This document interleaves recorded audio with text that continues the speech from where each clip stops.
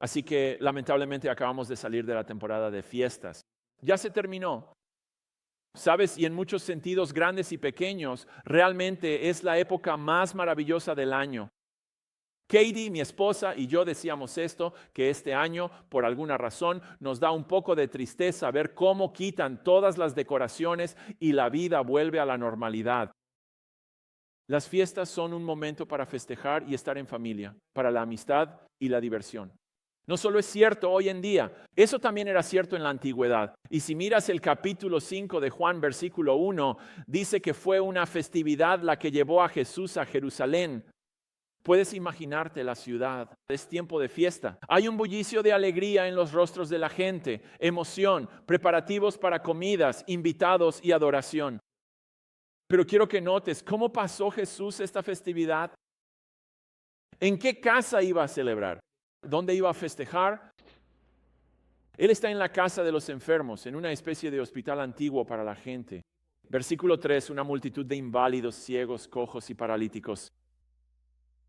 El lugar es el estanque de Betesda, una estructura enorme en la parte noreste de la ciudad de Jerusalén, que es un lugar al que Kyle y yo iremos dentro de una semana y media. Las vistas, los sonidos, los olores de ese día debieron de ser bastante horribles. Pero Juan, el autor, es un tipo de hechos. Él realmente no se está enfocando en eso. Él se está enfocando en los cristianos. Porque aquí está, caminando entre personas con agonía, desesperación y agotamiento reflejados en sus rostros. Ellos estaban allí preparándose, esperando, orando, aguardando un milagro. Ellos estaban afligidos mientras otros festejaban, sufrían mientras otros celebraban. Y la anticipación llenaba el aire, pero la agonía y la angustia llenaban la vida de estas personas. Ellos sollozaban mientras otros cantaban. Ellos se estremecían de dolor mientras otros adoraban. Y fue entre personas en esa condición donde encontramos a Jesús durante esta fiesta. No entre la gente que está de fiesta, sino entre la gente que está sufriendo. Y Él lo hace porque es el Dios de la compasión.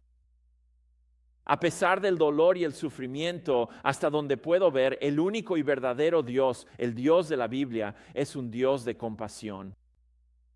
Él ve el sufrimiento, ve el dolor y se acerca a ellos. Él satisface necesidades, soluciona problemas, corrige injusticias. Porque este Dios, el Dios de la Biblia, es el Dios de la compasión. Esta verdad se muestra en muchos de los milagros de Jesús. Y lo mismo ocurre con este milagro. Los ojos de Jesús se fijan en un hombre sin esperanza. Es un inválido y lleva así 38 años. Está solo, está desesperado, toda su esperanza. Es una tonta superstición que dice que Dios sanaría, pero que solo sanaría a la primera persona que entrara en esa piscina. Y durante 38 años ha sido demasiado lento para ser la primera persona en entrar. Y Jesús, el Dios compasivo, sana a este hombre. Lo sana de inmediato y completamente. Lo sana de manera permanente. Y el acto sobrenatural de compasión y misericordia no dependió de la fe en el corazón de ese hombre. Dependió de la compasión en el corazón de Dios. Este acto también demuestra que Jesús es el Mesías. Porque el Antiguo Testamento prometió que cuando viniera el Mesías, los cojos serían librados de sus aflicciones. Y este acto es prueba de que Jesús es Dios, porque hace algo que solo Dios puede hacer al sanar a este hombre. Y si Él es el Mesías y si Él es Dios, entonces todas las personas en todas partes deben creer en Él. Bien, nuestro texto de hoy nos va a mostrar dos respuestas a este acto milagroso de compasión, una del hombre y la otra de los líderes religiosos. Y sus respuestas se parecen mucho a las respuestas que la gente da hoy en día a los actos de compasión de Dios en todo el mundo y en la vida de las personas. Veamos la primera respuesta, la apatía del hombre, comenzando en el versículo 9. Ahora bien, ese día era el día de reposo. Así que los judíos le dijeron al hombre que había sido sanado: es el día de reposo y no te es lícito cargar tu camilla. Pero él les respondió: el hombre que me sanó, ese hombre me dijo, toma tu camilla y anda. Le preguntaron, ¿quién es el hombre que te dijo, toma tu camilla y anda? Ahora bien, el hombre que había sido sanado no sabía quién era, porque Jesús se había retirado ya que había una multitud en el lugar. Esas 6 palabras que inician el párrafo, ahora bien, ese día era el día de reposo, introducen tensión en este relato. Esto cambia por completo el tono del pasaje. ¿Por qué? Porque cualquiera que conozca las reglas del día de reposo en ese tiempo y sepa lo que Jesús le dijo a este hombre que hiciera, ya puede anticipar lo que va a suceder a continuación. Y parece que Juan de alguna manera nos prepara para eso. ¿Por qué? Porque no nos dijo que era el día de reposo al principio. Nos lo cuenta después de que este hombre ha sido sanado y después de que le han dicho, oye, ve, recoge tu cama y anda. Es casi como si se hubiera tendido una trampa, pero no es una trampa para Jesús ni para este hombre. En realidad es una trampa para los líderes religiosos. Ahora bien, si no estás familiarizado con el día de reposo, es el cuarto de los 10 mandamientos. En Éxodo capítulo 20, versículos 8 al 11, se les dijo a los judíos, recuerda el día de reposo para santificarlo. Manténlo especial en comparación con los otros 6 días de la semana. El día de reposo comienza al atardecer del viernes y dura hasta el atardecer del sábado. Así que básicamente, como Chick-fil-A, no hagas tu trabajo un día de cada 7. Y esto tampoco es algo menor.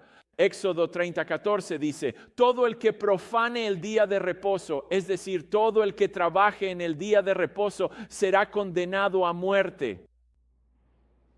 ¿Por qué? ¿Cuál es el gran problema de trabajar en el día de reposo? Este era un pacto eterno que Dios le había dado a los judíos.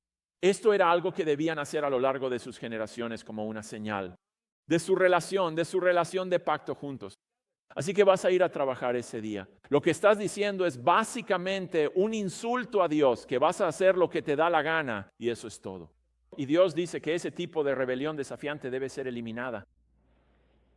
Pero ¿por qué Dios creó este día?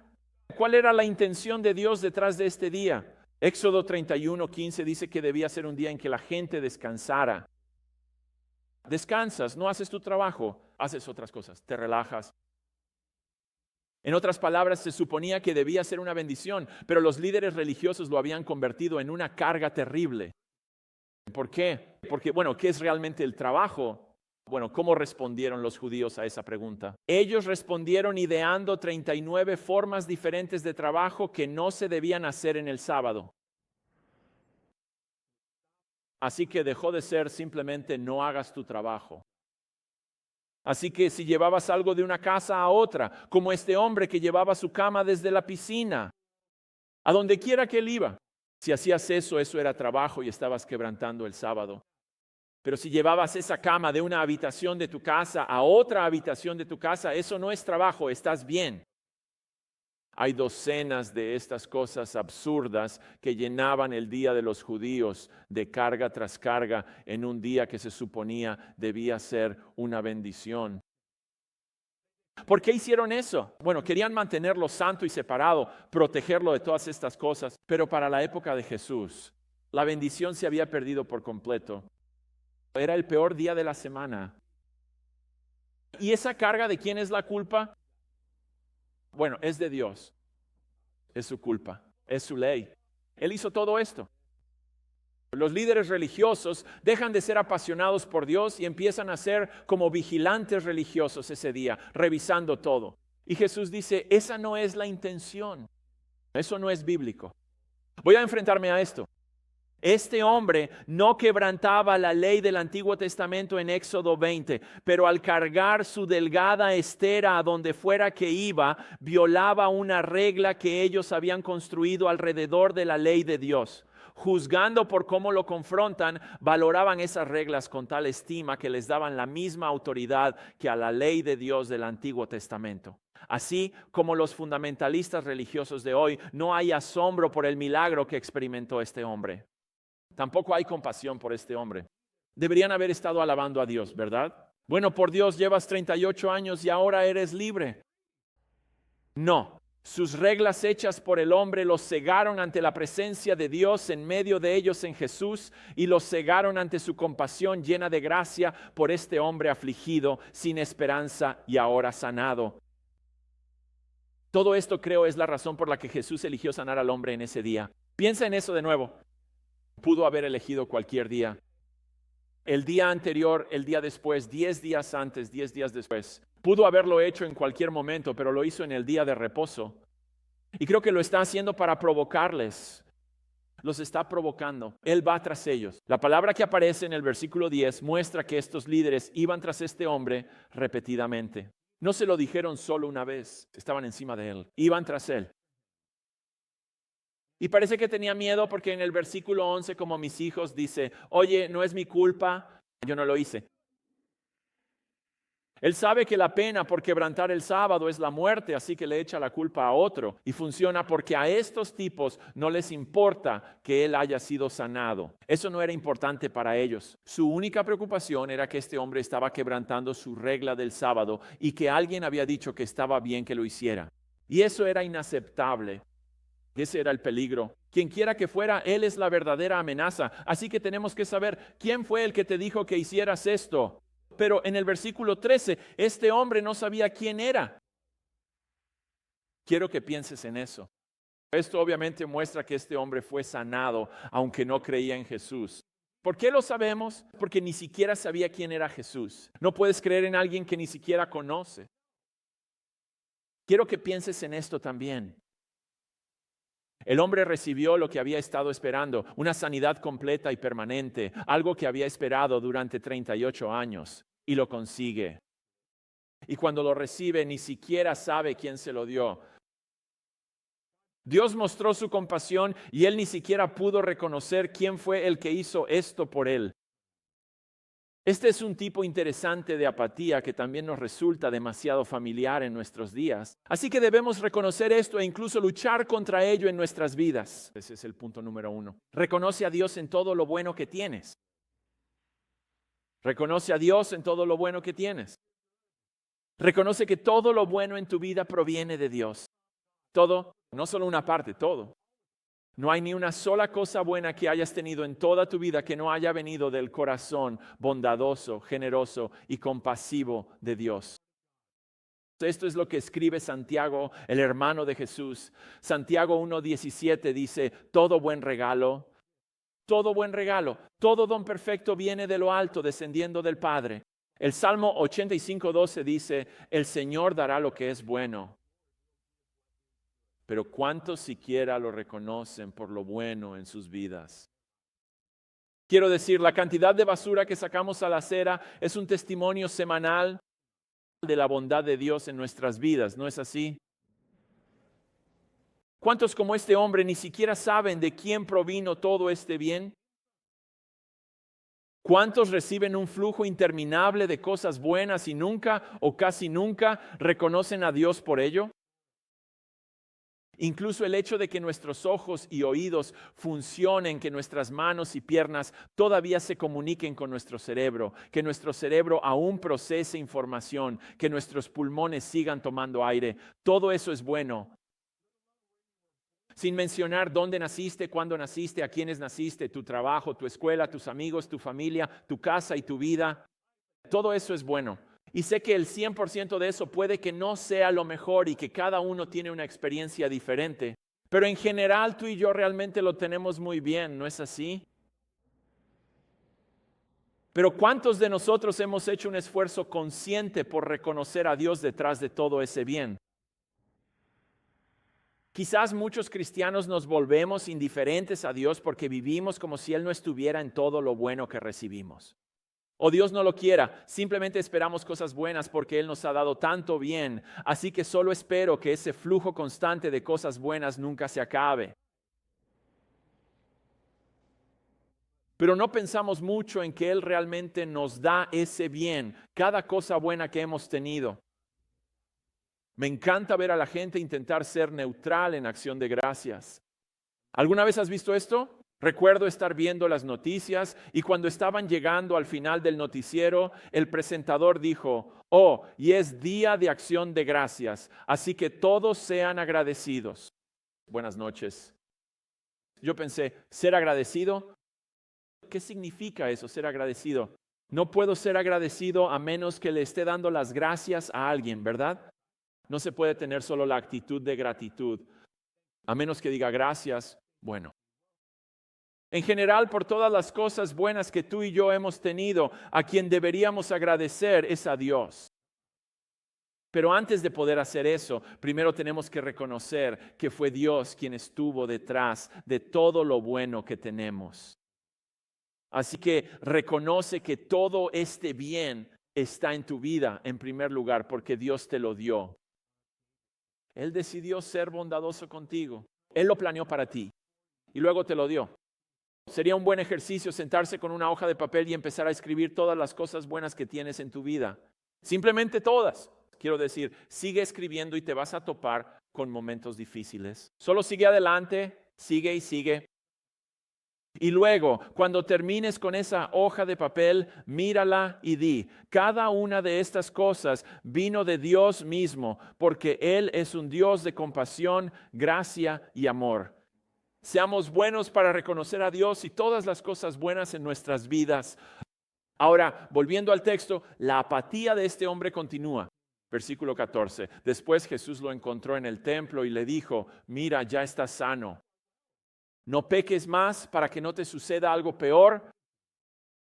Algún tiempo después, no sabemos cuánto, Jesús encuentra a este hombre en el templo. Tiene sentido que ambos estén en el templo, porque es una festividad judía y Jesús y él entablan una conversación. Y parece que Jesús termina esta conversación diciendo, no peques más para que no te suceda algo peor.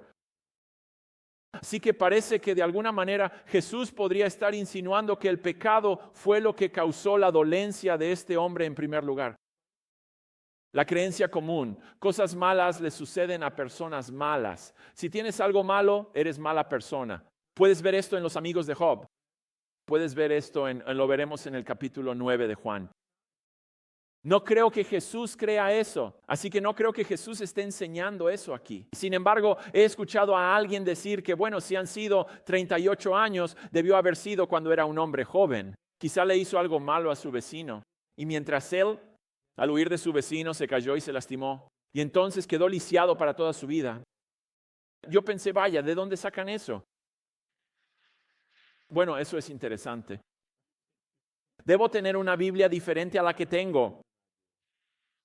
No, quiero que recuerden que este hombre fue sanado sin tener ninguna fe en Jesús para que lo sanara. Ninguna. Independientemente de su falta de fe, fue verdaderamente y permanentemente sanado, pero solo porque fue sanado físicamente. Jesús está diciendo aquí, creo yo, que aún necesitaba sanidad espiritual. ¿Por qué? Porque hay algo peor que podría sucederle si no recibía esa sanidad espiritual. Y esa peor cosa de la que Jesús habla aquí, creo que se refiere al juicio divino de Dios por todos sus pecados. Miren, a menudo pensamos que las personas que sufren mucho en esta vida, que su sufrimiento de alguna manera los exime del castigo por sus pecados, como si hubieran pagado por su pecado a través de su sufrimiento en esta vida. Pero Jesús no está de acuerdo con eso aquí. Él llama a este hombre sanado de 38 años de sufrimiento, todavía lo llama a alejarse de su pecado y confiar en sus palabras para escapar de lo peor, que es la ira de Dios por todos sus pecados. Ahora veamos cómo responde en el versículo 15. El hombre se fue y se arrepintió de todos sus pecados y entregó su vida a Jesús. ¿Tienes eso en tu Biblia? No.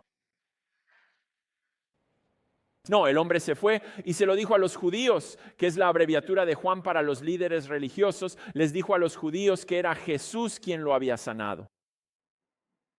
Esto es como una traición previa a Judas en este momento. ¿Y por qué hace esto? Probablemente quiere evitar la pena de muerte por romper su regla del sábado. Sí, pero aún así su lealtad, al parecer, era hacia los judíos, hacia esta religión, incluso hacia él mismo. Y no hacia aquel que lo rescató de 38 años de agonía. Es decir, él preferiría estar bien con estos líderes judíos que estar bien con Dios. Este es el condenatorio control de la falsa enseñanza. Él traicionará a quien lo sanó para estar bien con los líderes de su religión. Esto muestra nuevamente que no fue nada externo al hombre ni interno en él lo que motivó a Jesús a sanar a este hombre. Este acto de sanidad fue un acto de compasión, un acto de pura gracia. Debido a que fue así, muestra un segundo tipo de apatía que también es común en nuestros días.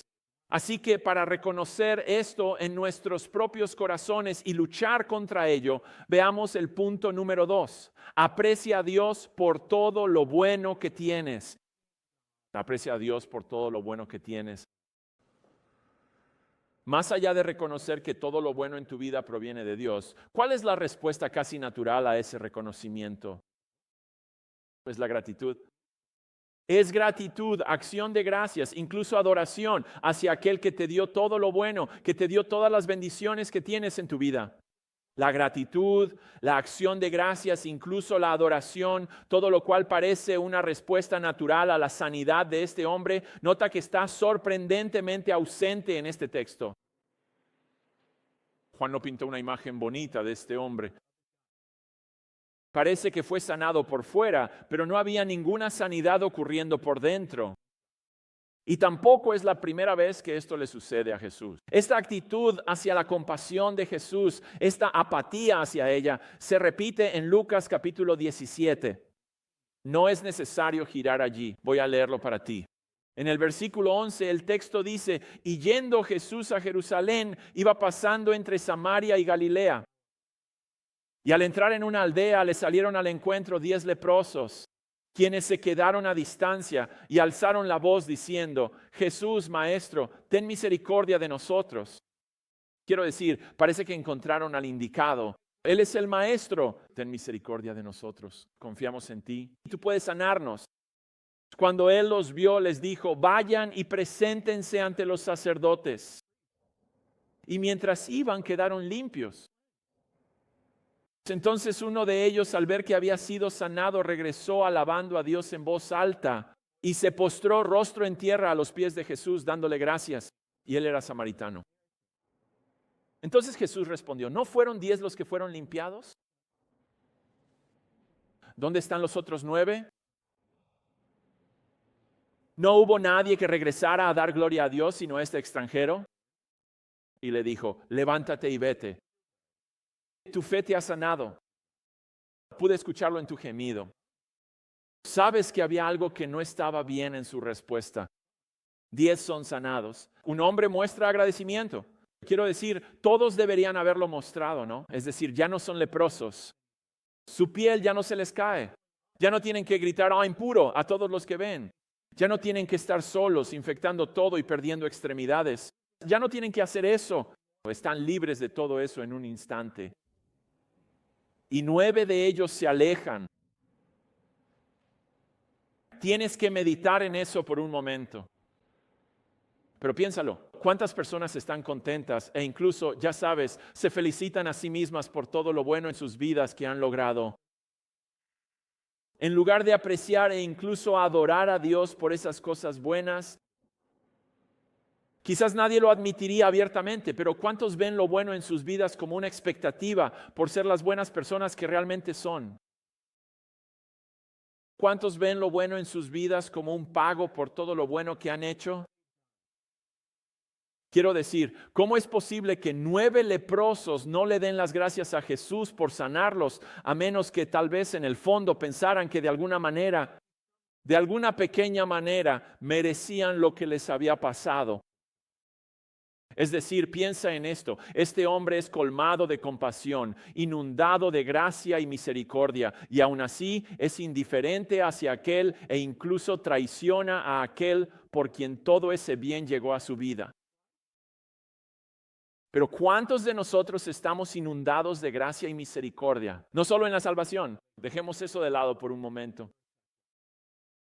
Simplemente inundados de gracia y misericordia con todas las cosas buenas en nuestras vidas, pero aún así vivimos con un tipo de indiferencia similar hacia toda la compasión, la bondad y la gracia que se nos ha mostrado, aparte de la salvación.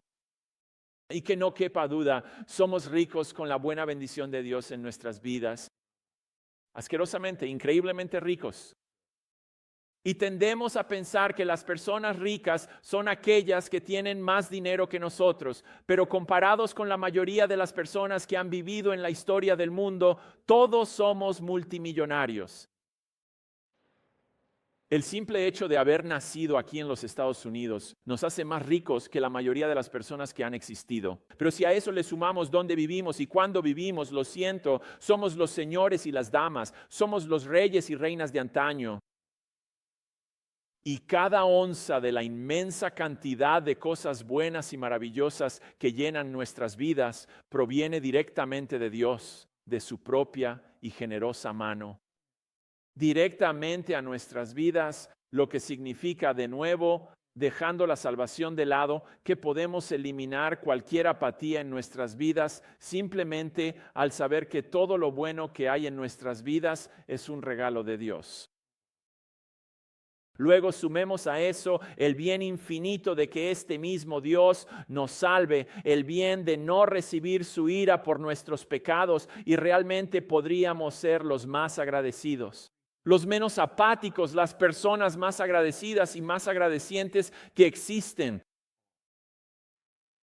Y todo esto sucederá en tu vida, en mi vida, a medida que reconozcamos a Dios en todo lo bueno y lo valoremos por todo lo bueno que hay en nuestras vidas. Y ninguno de nosotros debería jamás responderle a Jesús de la manera en que lo hicieron estos líderes judíos antagónicos. Ahora mira el versículo 16.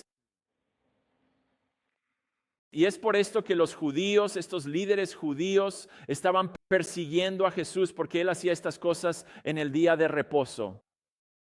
¿Cómo te atreves a sanar personas en el día de reposo y decirles que tomen su cama y se vayan caminando? Este texto, el versículo 16, marca el inicio de la hostilidad hacia Jesús en el libro de Juan, que va a culminar y a ir creciendo en anticipación hasta la cruz. Esto es más que una simple diferencia de opinión teológica. Jesús es una amenaza para todo su sistema religioso y para toda su forma de vida, y esto no se puede permitir. Él era culpable de violar sus reglas del día de reposo al decirle a otra persona que violara esas reglas, y eso era castigado con la lapidación. Versículo 16, la palabra perseguir. No es una acción de una sola vez. Es un programa continuo de oposición a Jesús. Ahora son enemigos. Él es un hombre marcado y su objetivo para él no es simplemente causarle dificultades. No se trata de daño o sufrimiento. Quieren verlo bajo tierra. Y por parte de Jesús, versículo 16, esto me encanta. Dice en el versículo 16, porque él hacía estas cosas en el día de reposo.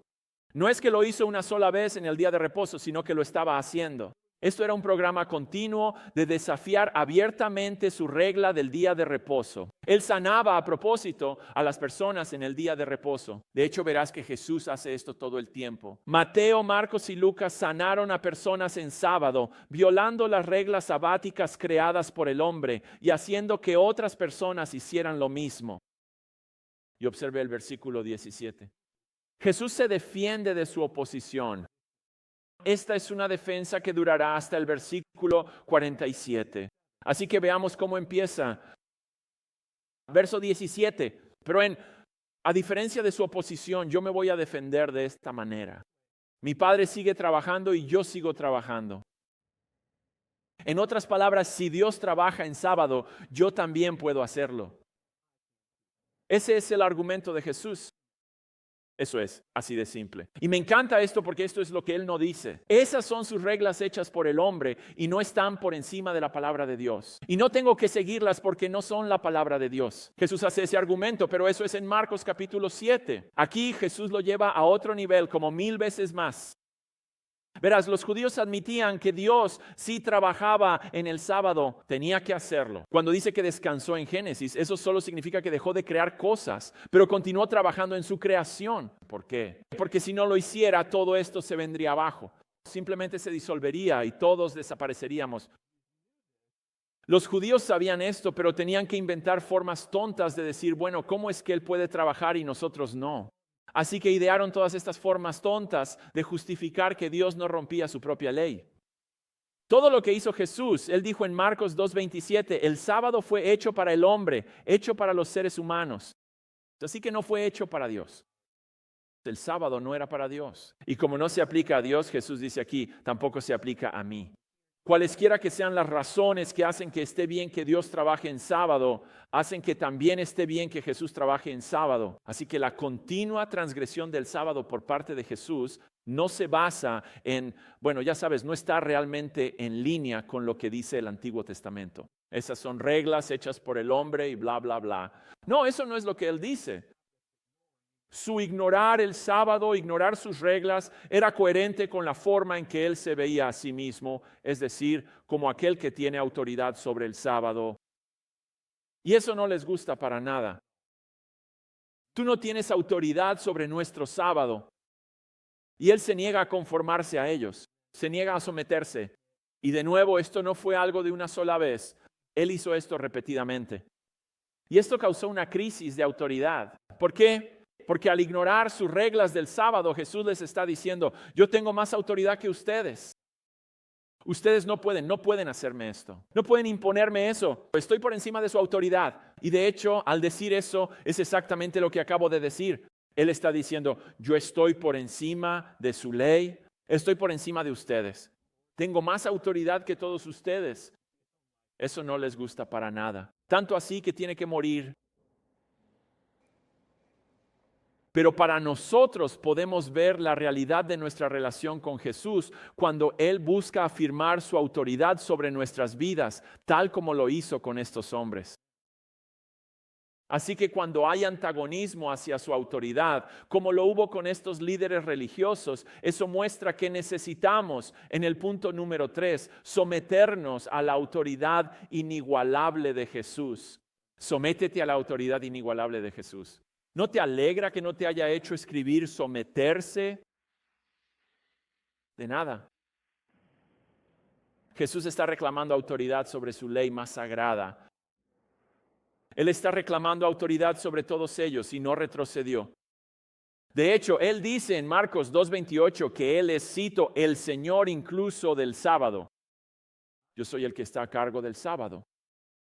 Él, no ellos, tenía la autoridad para regular el sábado y determinar qué era y qué no era, qué era legítimo hacer y qué no era legítimo hacer en el sábado. Y Él dijo que estaba bien que este hombre recogiera su pequeña colchoneta y se fuera caminando.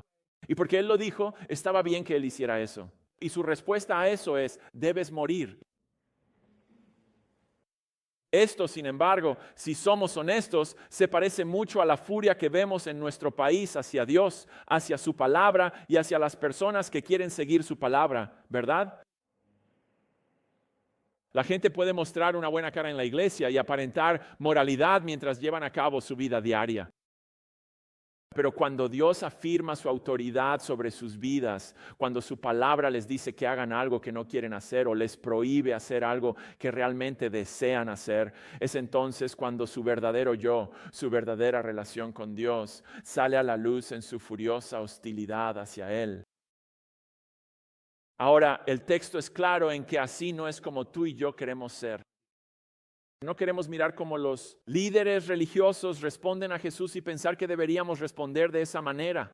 De hecho, en cada forma en que ellos responden, nosotros deberíamos hacer lo contrario. Así que no quieres estar del lado de estos líderes religiosos que son hostiles a la autoridad de Jesús. No, tú quieres ceder. Quieres someterte a su autoridad.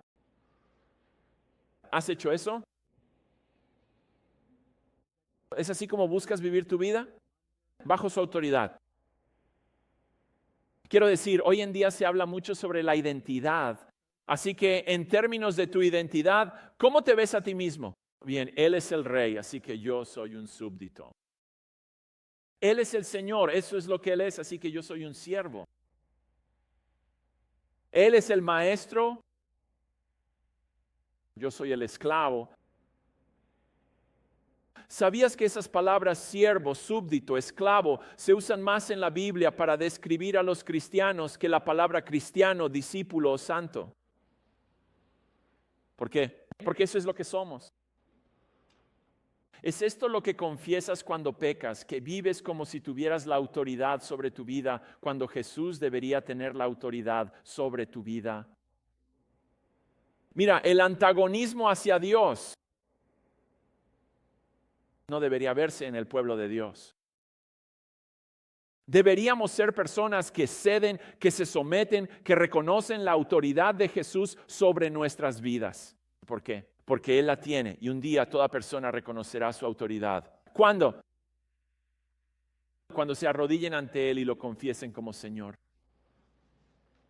Así que no te engañes pensando que tú y Dios están bien si ceder ante su autoridad no es un deseo importante en tu corazón y algo que a menudo se refleja en tu vida. Eso no es legalismo, eso no es religión. De hecho, Juan 14:15 dice que si me amas, cederás ante mi autoridad y guardarás mis mandamientos. Es una expresión de amor por Jesús cuando prefieres lo que Él quiere por encima de ¿qué? Por encima de lo que tú quieres. Eso demuestra que lo amas. Ahora, ¿por qué su autoridad no tiene igual? Bueno, mira el versículo 18. Por eso los judíos buscaban aún más matarlo. Porque no solo estaba quebrantando el sábado, de eso ya hablamos, sino que incluso tuvo la audacia de llamar a Dios su propio Padre, haciéndose igual a Dios.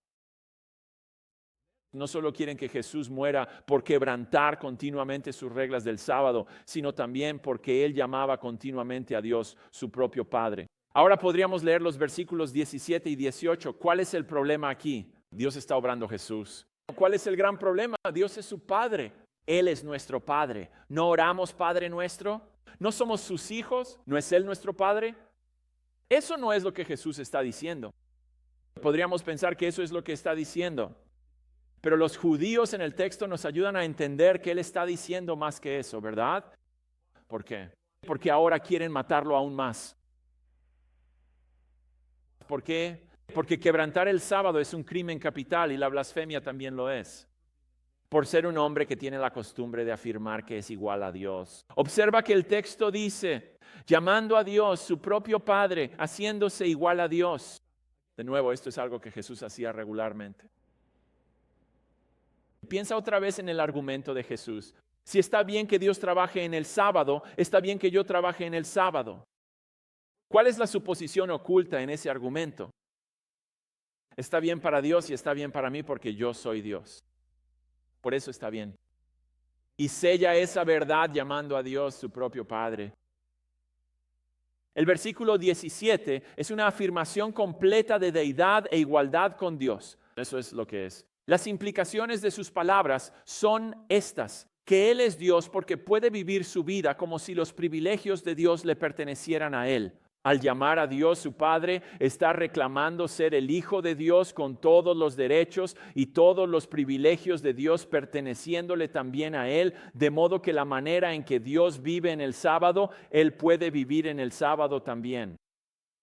Así que no está diciendo simplemente que es hijo de Dios, como todos nosotros somos hijos de Dios, descendientes de Dios, porque Él nos creó. Eso es Hechos 17. No, fíjense en lo que está diciendo. Él dice que Dios es su Padre dentro de un argumento en el que está diciendo, tengo el derecho de sanar y decirle a este hombre que recoja su camilla y camine. Tengo el derecho de hacer eso porque Dios está obrando y yo también puedo hacerlo. Tengo ese tipo de relación con Dios. Una relación que ninguno de ustedes tiene. Él está afirmando ser el Hijo de Dios único, sin igual. Uno que es, como ellos reconocen, igual a Dios. Así que en sus mentes esto es algo muy serio. Él está negando el monoteísmo. Eso es un núcleo central de la religión judía. Pero en realidad Él no está haciendo eso. Él está rompiendo la barrera entre el Dios santo y los hombres pecadores, lo cual hacía porque Él es el Dios hombre. Ser el Hijo de Dios significa que Él es lo que Dios es. Tiene la misma naturaleza, los mismos derechos y privilegios porque tiene la misma naturaleza y fundamenta su comportamiento de ignorar el sábado, no en decir ustedes interpretaron mal la Biblia, sino que lo fundamenta en quién es Él, el Hijo de Dios. Y piensen en esto. Si ellos llegaban a esta conclusión, Él está diciendo que es el Hijo de Dios, necesitamos matarlo, pero Jesús realmente no quería que ellos llegaran a esa conclusión. ¿No esperarías que Jesús dijera algo como, chicos, esperen un minuto, como que malinterpretaron lo que estaba diciendo? Dios es su Padre también, Él es mi Padre, todos somos hijos de Dios. Y entonces, bla, bla, ya saben eso, noten que Jesús no dijo eso. Y Juan también, como esperarías que si los judíos lo malinterpretaron, que tal vez Juan hubiera venido y dicho, oye, Jesús puede decir, ya sabes, él puede decir cosas. A veces es difícil de entender. Así que déjenme aclarar que él no estaba diciendo que es igual al Padre, ya saben, sonó así, pero no, en realidad ya saben, todos somos hijos de Dios. No, Juan tampoco hace eso. ¿Por qué? Bueno, porque Juan y Jesús sabían lo que los judíos, musulmanes, testigos de Jehová y muchos otros se negaban a aceptar, que Jesús es igual a Dios porque Él es Dios. Él es la segunda persona de la Trinidad. Y esto era tan inaceptable, ignorar sus reglas del sábado y afirmar ser Dios, que en el versículo 18, de nuevo ellos buscaban, perseguían aún más matar a Jesús ahora. Y me encanta esto. Jesús no retrocedió en absoluto ante esto. Esta idea de que Dios es mi Padre, esto les resulta tan ofensivo, les ofendió tanto que querían matarlo. ¿Y sabes lo que hace? Llama a Dios su Padre o a sí mismo Hijo de Dios 9 veces más en este capítulo porque está provocándolos. Dios es mi Padre. Sí lo es, sí lo es, sí lo es, sí lo es. Y una vez más, Él es mi Padre. ¿Por qué? Porque ofender a las personas con la verdad no es pecado. Es amor. Así que si no vamos a seguir su ejemplo antagónico, debemos, punto número 4, aceptar la deidad inaceptable de Jesús. Aceptar la deidad inaceptable de Jesús. Es tan descabellado ahora como lo era entonces que Jesús de Nazaret, el maestro, el predicador, el campesino judío de hace 2000 años, es en realidad el Dios hombre. Suena tan loco ahora como lo era entonces. Y recalco este punto porque Juan sigue insistiendo en este tema en su texto, porque quiere que cada persona llegue a esta conclusión como, espera un momento, Él es realmente Dios. Y debo o bien aceptar eso y abrazarlo o no hacerlo. ¿Puedes decirte estas palabras a ti mismo en lo más profundo de tu alma? Jesús es Dios. No, Jesús es mi Dios. Eso está bien. Pero Jesús es Dios. Objetivamente, fuera de mí, incluso si yo nunca hubiera existido, Él es Dios. Él es el Señor. Jesús es igual a Dios usando las palabras del versículo 18. ¿Puedes decir eso? Jesús tiene el derecho de hacer lo que Dios hace porque Él es Dios, usando la lógica del versículo 17. ¿Puedes tú decir eso? ¿Puedes decirlo de verdad cuando lo dices? Jesús, no una buena persona, ni un buen maestro, ni un profeta, ni algún maestro ascendido, ni un Dios. Él es Dios. ¿Puedes decir eso? Y quiero que notes algo. A diferencia de otros pasajes en el Nuevo Testamento que enseñan que Jesús es Dios, este es diferente porque cuando Jesús dice estas cosas, fíjate que es Jesús quien las dice, no es Pablo diciendo, bueno, Jesús es Dios, ni Pedro, ni Mateo, ni Juan, ni nadie más. No son ellos. Estas son palabras de Jesús. Observa la última frase del texto. ¿Haciendo qué? Haciéndose igual a Dios. Jesús es quien está diciendo esto. La implicación de lo que Él está diciendo y lo que Juan quiere que sepamos y contra lo que estos líderes judíos están luchando es que Él es Dios. Así que o esto es el engaño más demoníaco o es la verdad más gloriosa. Y si es un engaño, Él no puede ser Dios. ¿Por qué? Porque Dios no puede mentir. Así que si lo que Él dijo aquí no es verdad, entonces Él es un engañador o está loco, lo que significa que no puedes llamarlo un buen maestro. No puedes llamarlo profeta, ¿verdad? ¿Por qué? Porque los buenos maestros y los profetas no se llaman a sí mismos Dios. Por eso. Ellos pueden señalar a Dios, pero no se señalan a sí mismos como Dios. Pero Jesús sí lo hace. Y Jesús lo hace porque es verdad. Jesús realmente es Dios. Él es el Señor. Ese ha sido el mensaje constante de los verdaderos cristianos desde el principio. Siempre ha sido nuestro mensaje porque siempre fue el mensaje de Jesús. Él se hizo igual a Dios en lo que dijo porque Él es Dios. Él es el Señor.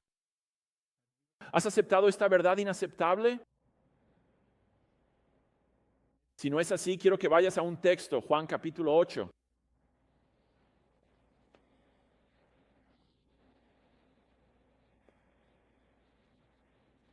Jesús hace que esto sea absolutamente imprescindible para cada uno de nosotros cuando dice en Juan 8:24, por eso os dije que moriréis en vuestros pecados, porque si no creéis que yo soy, moriréis en vuestros pecados.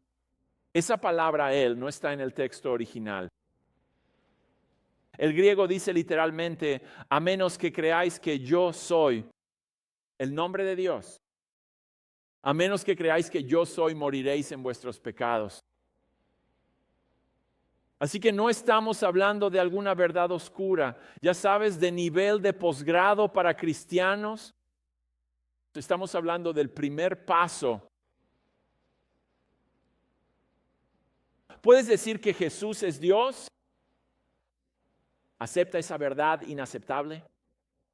Oremos.